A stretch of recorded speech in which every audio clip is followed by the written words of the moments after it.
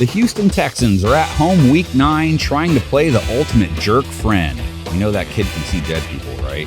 Against the last unbeaten team in the NFL, favored against all their remaining opponents. Oh boy, deep ball it is! Caught for the touchdown! A.J.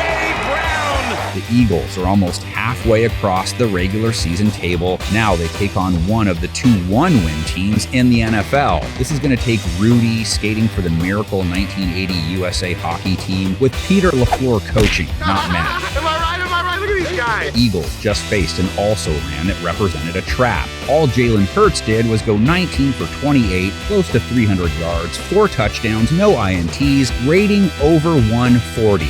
Career day. Down the field they go, and he's got a second touchdown of the game.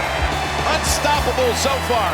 It's a perfectly thrown ball by Jalen Hurts. A.J. Brown comes in off a TD hat trick, 156 yards on 6 catches. As Hurts going down the field, can he do it again? Yes, they can!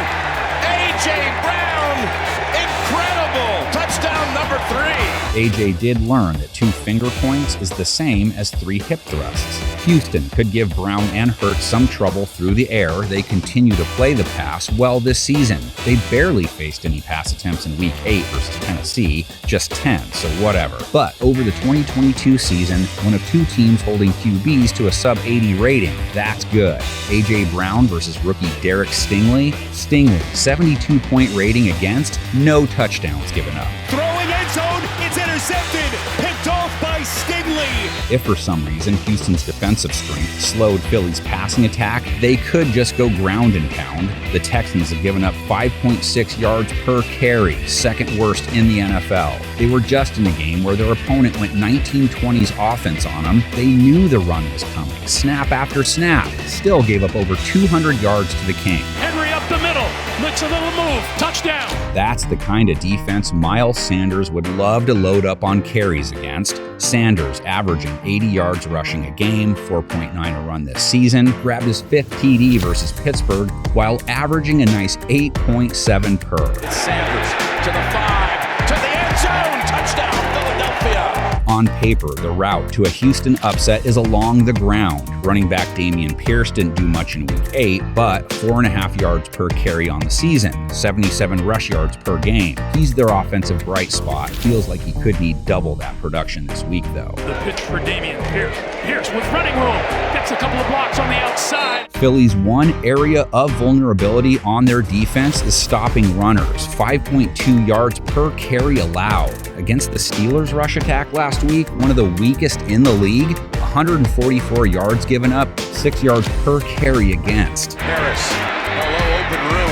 My goodness. Fly Eagles fly is like, yeah, we didn't play the rush game great. Who cares? We smoked Pittsburgh. All teams got to pass at some point, and that's where things get tilted big time in this matchup. Houston QB Davis Mills' rating is barely over 80 on the season after a rough Week 8. Texans passing metrics, worse than Kelly Bundy's grades. If you don't know, she was cool, just not gifted with a high IQ. Throw into the near side and intercepted. So pair that passing attack with the top passing defense in the league, all things considered. You can compliment Philadelphia's secondary every which way.